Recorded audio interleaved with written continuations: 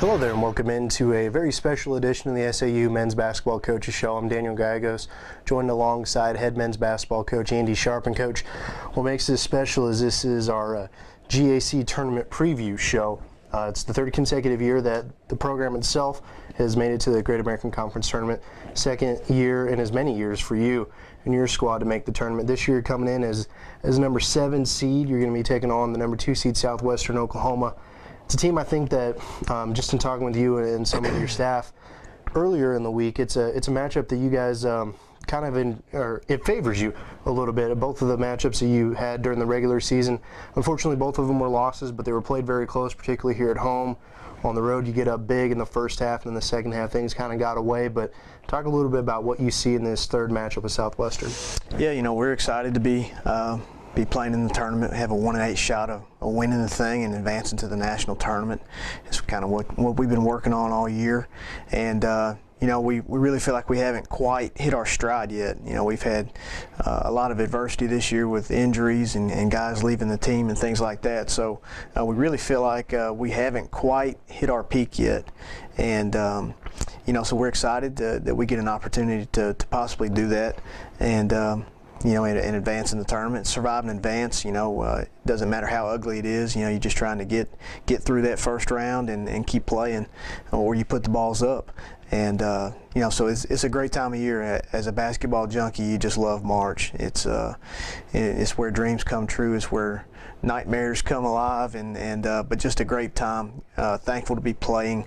There are a lot of teams that are putting the balls up already, and so we got a chance to really hit some of our goals that we've had all year. One of our goals was to make the tournament, and we improved upon our seeding from last year. And SWOSU presents some challenges. They obviously had a very good year, a good regular season.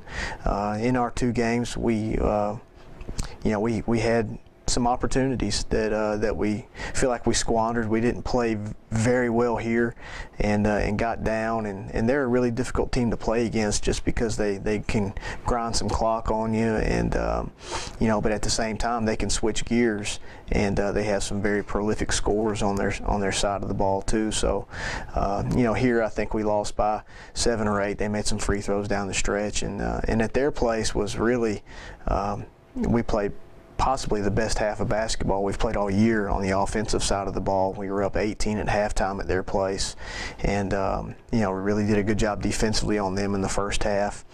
And the second half, things just kind of got away from us. They got on a roll. I think they made their first 4 threes of the second half, and things just kind of snowballed from there. Alrike Brown got hurt halfway through that second half, and things started to crumble a little bit, and they ended up winning by 7 or 8 over there. But when we got this draw, our guys were excited. They know we can play with SWOSU, and just be a great opportunity for us to try and exact some revenge on them and put a complete game together. This GAC tournament's a little bit different than any of the other ones before, because you alluded to it a little earlier. There's an automatic berth to the NCAA tournament on the line. First time for the conference to be able to get that. And so the team, at the end of the tournament, that's going to be cutting down the nets, will also continue their season and play in the NCAA tournament. Last year, Ouachita Baptist, I forget what seed they came in at, but they were a lower seed, and they wound up getting hot, running the table and winning the conference championship. Obviously, they weren't able to advance, but same type of scenario for whatever team this year, they're going to be able to keep on playing. Is that something you touch on with your team, letting them know that they have a chance to continue to play? Sure. Yeah, it's everybody's dream to go play in the national tournament, and we got to find some way to get out of the first round. We feel like if we can get out of the first round, anything can happen at that point. Our tournament, our conference is so strong. OBU won the thing last year, and they didn't even make the tournament this year. Tech kind of was just consistent all year, and we were fortunate to beat Tech here and lost a close game at their place. But you turn around and they win the regular season. So our whole conference is just so even, and really anybody can beat anybody. And you hear that saying a lot, but I feel like it's really true on the guys' side this year. So if we can find some way to get out of that first round, in the second round, you got Henderson and UAM, and we feel like we're in a good spot. We just need to worry about us, and try and improve a little bit. Coming off the Henderson State game here at home, we played probably our best defensive game of the year. They made 10 free throws down the stretch to get to the score they got in the 50s, and if they don't make those free throws, we're holding teams down in the 40s and stuff like that. That was a great defensive effort. Unfortunately, our offense decided not to show up. So if we can carry that defensive intensity, we forced 22 turnovers. We can carry that with us to Oklahoma. We feel like our defense can carry us through the tournament, and we just want to be hard to play against and make teams really have to work, especially against our zones and some things like that. So we have some more prep days here to get ready, and then we're going to tip it up.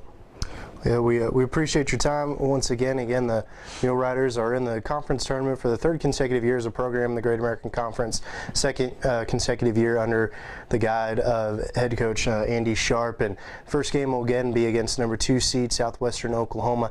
That game will tip off on Thursday at 2:15. It's a 7-2 matchup, and then get that first one out of the way. There's a day off, and then play in the men's tournament resumes on Saturday. So, Coach, best of luck, and go out there and get them. All right, thanks.